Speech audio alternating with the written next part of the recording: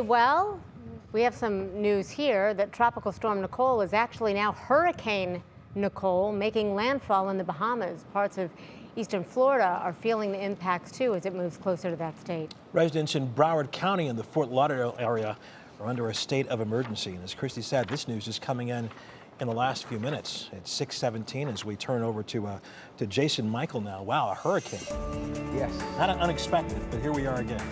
So has it been in 2022. It is definitely late in the season. Normally, you know, hurricane season normally kind of dies down here by the time we get to November, but now we still got some lingering effects here, and it officially ends November 30th.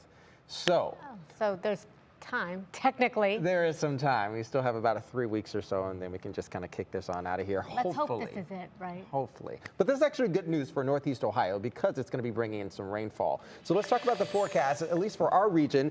As we are concluding our Wednesday outside, we want to start talking about what is now, as Russ and Christy were just saying, now Hurricane Nicole, a Category 1 storm, and it was forecast to strengthen for us here, at least in Florida, with the latest advisory that came down at 6 p.m. So you can see already where the hurricane warnings are in effect, as well as tropical storm warnings now in effect as well. So let's kind of enlarge in the picture and show you exactly what's happening here across the state of Florida. This is now going to be impacting the eastern side of the peninsula of Florida, and the path is likely to bring it inland, lose steam, and then likely right along Appalachia through the I-95 corridor. This will now become a mid-Atlantic and also northeastern storm, taking us through the end of the week and into the start of the weekend. So even by Friday afternoon, now about 35 mile per hour sustained winds expected.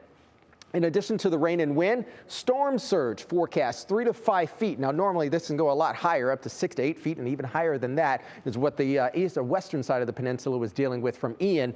This is a bit of good news. However, we still also need to factor in normal and also high tide to come in as well. So what does this look like in terms of our forecast? Well, we have a south wind performing about 10 to 15 miles per hour.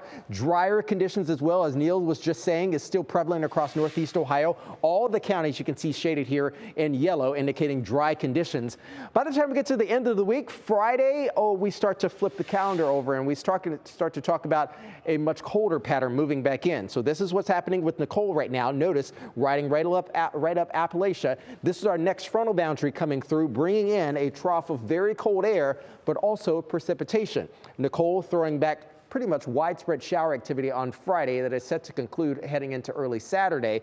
But also, too, once we power on the lake, we get those colder air and also the conditions right along Lake Erie. We turn on a little bit of lake effect snow. That happens on Sunday. Monday, Tuesday, Wednesday, we're pretty much okay until we start to get our next frontal boundary moving back in. That comes in the form on Wednesday, heading in towards Thursday. But as far as Veterans Day on Friday, you can see that in your Unit Home Mortgage 7-day widespread shower activity. Mainly cloudy on Saturday. Lake snow is possible on Sunday. Much colder, likely not getting out of the 30s on Sunday. Even the upper 20s expected by Monday. Tuesday, rain moves back in, and we also start talking about more lake effect snow in a week from now.